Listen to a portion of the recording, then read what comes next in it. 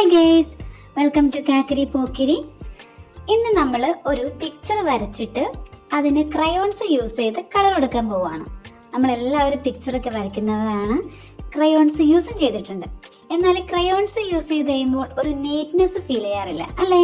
അപ്പം നമുക്ക് എങ്ങനെ ക്രയോൺസ് ഉപയോഗിച്ച് നീറ്റായിട്ട് നല്ല ബ്യൂട്ടിഫുൾ ആയിട്ട് എങ്ങനെ കളർ ചെയ്യാം എന്നുള്ളതാണ് നമ്മൾ നോക്കുന്നത്.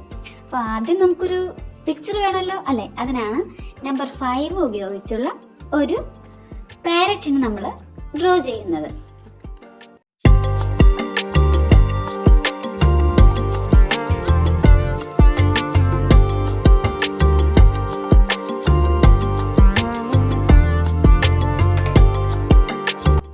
അപ്പോൾ നമുക്ക് കളർ ചെയ്യാനുള്ള പിക്ചർ റെഡി ആയിട്ടുണ്ട്. നമ്മൾക്കിനി ക്രയോൺസ് യൂസ് ചെയ്ത് കളർ ചെയ്യാം. പാരറ്റ് ആയതുകൊണ്ട് നമ്മൾ ഗ്രീൻ കളർ പാരറ്റിനെയാണ് വരയ്ക്കുന്നത്. ആദ്യം നമുക്ക് ഔട്ടർ ലൈൻ കൊടുക്കാം. ഔട്ടർ ലൈൻ കൊടുത്ത് വരയ്ക്കുവാണെങ്കിൽ പുറത്തോട്ടൊന്നും പോകാതെ നല്ല ഫിനിഷിങ്ങിൽ നമ്മൾക്ക് വരയ്ക്കാൻ സാധിക്കും.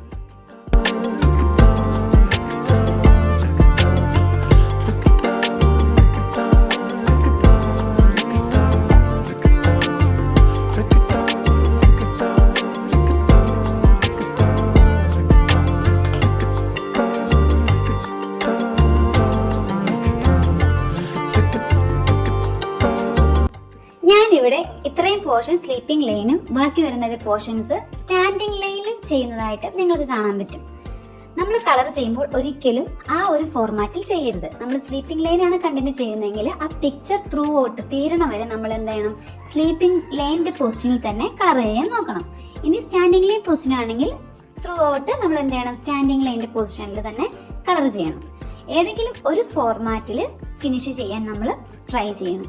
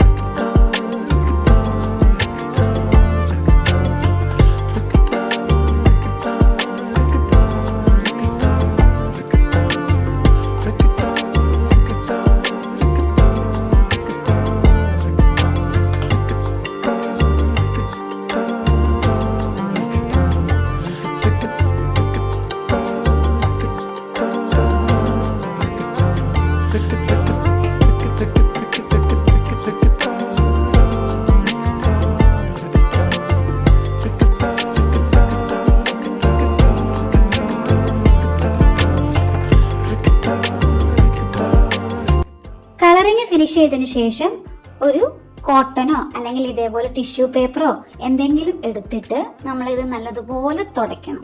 നല്ലപോലെ ഇങ്ങനെ ടച്ചപ്പ് തുടച്ചിങ്ങനെ മാച്ച് കളയുമല്ല, നമ്മൾ അതിൽ തന്നെ അങ്ങോട്ട് നല്ലതുപോലെ സ്പ്രെഡ് ചെയ്യുകയാണ് ചെയ്യുന്നത്.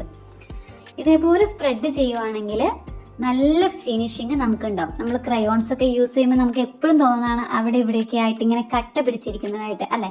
അപ്പോൾ നമ്മളത് അവിടെ തന്നെ ഒന്ന് ടച്ചപ്പ് ചെയ്ത് കൊടുക്കണം. അപ്പോൾ നമ്മുടെ പിക്ചറിന് നല്ല ഒരു ഫിനിഷിങ് കിട്ടുന്നതായിരിക്കും.